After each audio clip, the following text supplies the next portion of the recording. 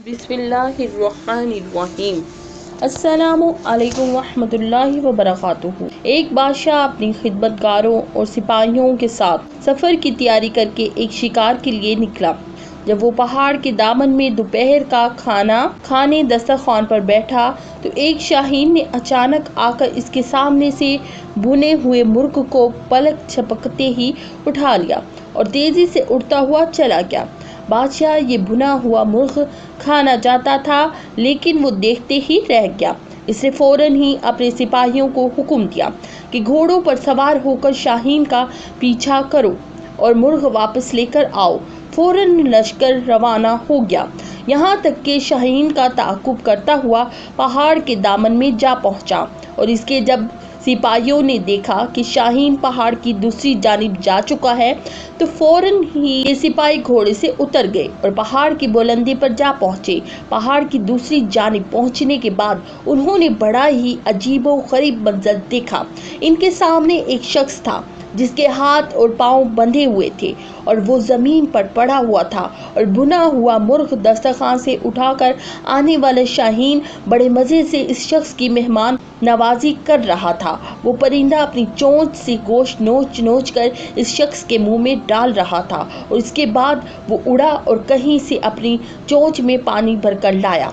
फिर इसने ये पानी भी इस शख्स को पिला दिया। सिपाही इस शख्स के करीब पहुंचे और इसके हाथ पांव खोल कर पूछा, ये क्या माजरा है? इसने सिपाहियों का शुक्रिया अदा करते हुए बताया, मैं एक ताजिर हूँ, तिजारत के सिलसिले में अपना माल व असबाब लेकर जा रहा था कि इसी रास्ते में डाकुओं का सामना हो गया। वो मेरा माल व असबाब लूट कर ले गए। वो चाहते थे कि मुझे कत्ल कर दे, लेकिन मैंने इनसे इल्तिजा की कि वो मुझे जान से ना मारे। वो कहने लगे, हमें इस बात का डर है कि तुम किस तरह आबादी तक पहुंच जाओगे।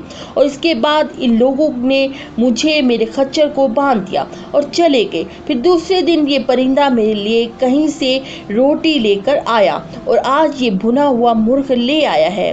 रोज़ाना 2 मरतबा ये परिंदा मेरी मेहमान नवाजी करता है। बादशाह को जब इस बात का इल्म हुआ तो इसकी ज़िंदगी में इनकलाब आ गया। वो कहने लगा, अफसोस है कि हम ऐसे खुदा के खुदाई से गाफिल रहे जो इस अंदाज से अपने बंदों को रिस्क फराहम करता है और अपना निज़ाम चलाता है। ये कहकर बादशाह ने अपनी हुकूमत से किनारा कशी कर ली और अपने ज़माने का ज़ाहिद व आबिद शख्स बन गया। मैं उम्मीद करती हूँ कि मेरी आज की ये शॉर्ट सी स्टोरी आपको पसंद आई होगी। इसी के साथ दे मुझे इजाज़त। इस तरह की मज़ीद इस्लामी वीडियो देखने के लिए हमारे चैनल को ज़रूर सब्सक्राइब करें। शुक्रिया, जज़ाकल्लाह।